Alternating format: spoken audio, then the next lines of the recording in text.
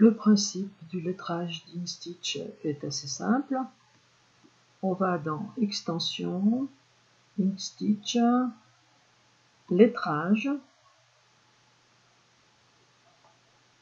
Le module de lettrage s'ouvre plus ou moins rapidement, ainsi qu'à côté un écran qui nous permettra d'avoir une visualisation du texte.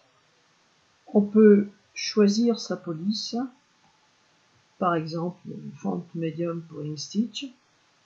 C'est pas très explicite ici, c'est la raison pour laquelle j'ai fait une simulation pour laquelle vous pouvez voir toutes les polices qui sont à votre disposition. Elles sont rangées par ordre alphabétique.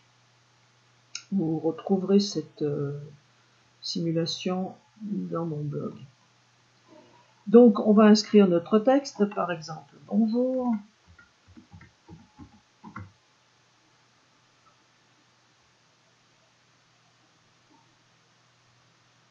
On attend donc la simulation. Cette simulation permet de bien voir le déroulement de la broderie. On peut la faire redémarrer. Elle a les mêmes caractéristiques que les simulations basiques qu'on a dans le reste du logiciel. On voit bien le déroulement de la broderie. On peut voir ici par exemple quels sont les types de sous-couches qui ont été choisis.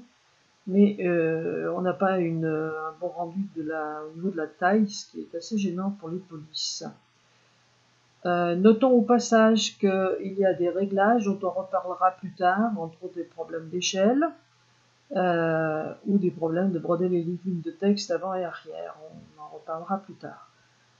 Quand on a obtenu donc la police qu'on veut pour le texte qu'on veut, on fait appliquer et quitter. Et le texte vient s'inscrire au-dessus de la page de Inkscape.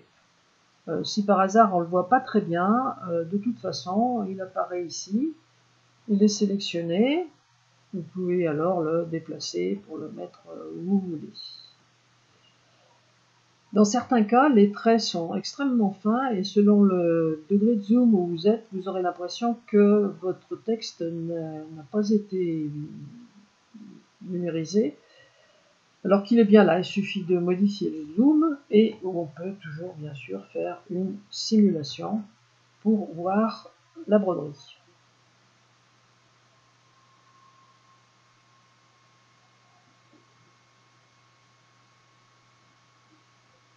On peut accélérer bien sûr.